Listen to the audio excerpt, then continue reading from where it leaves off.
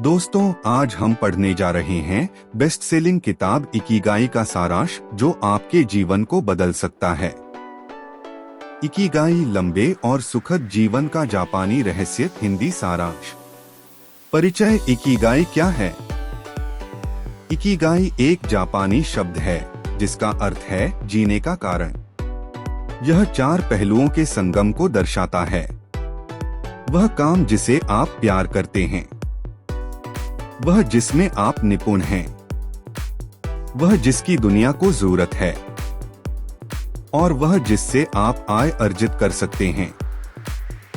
जब ये चारों बातें एक जगह मिलती हैं, तो वह आपका इकिगाई बनता है, यानी आपकी जिंदगी का उद्देश्य। उदाहरण के लिए, एक महिला माया को बच्चों को पढ़ाना बहुत पसंद है। वह गणित पढ़ाने में निपुण है।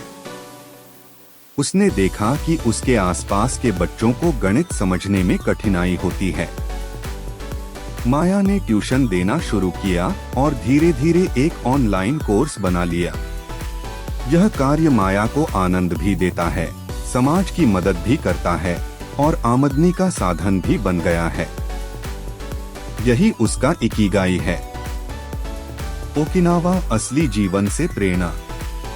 लेखक जापान के ओकिनावा नामक द्वीप का अध्ययन करते हैं, जहां दुनिया के सबसे अधिक उम्र वाले लोग रहते हैं। वजह क्या है? वहां के लोग जीवन भर सक्रिय रहते हैं। हर व्यक्ति को अपने जीवन में एक उद्देश्य होता है।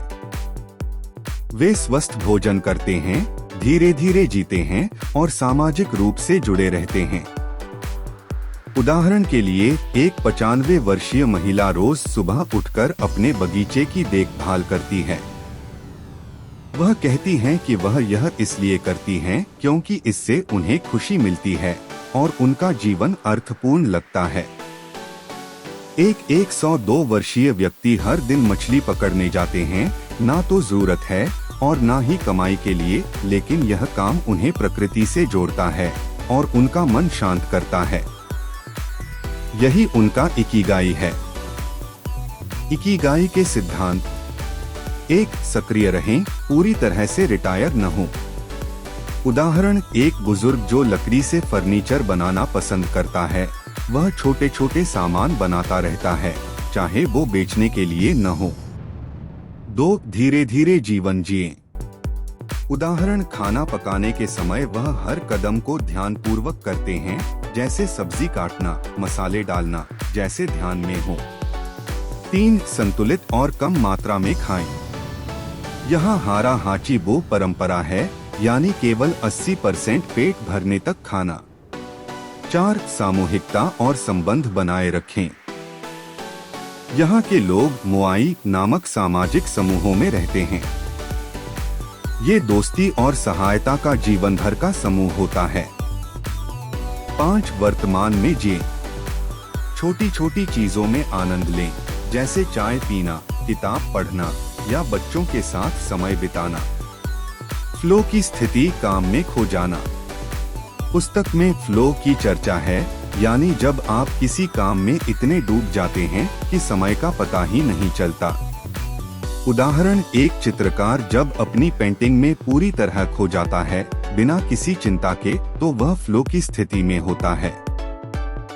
इकिगाई हमें ऐसी ही अवस्था में ले जाता है। एक और उदाहरण, राज नामक व्यक्ति कॉर्पोरेट नौकरी करता है, लेकिन उसे फोटोग्राफी का शौक है। वह वीकेंड पर फोटो खींचने लगता है। धीरे धीरे लोग उसे बुक करने लगते हैं। राज अपना छोटा सा फोटोग्राफी बिजनेस शुरू करता है। अब वही उसका इकिगाई है। निष्कर्ष।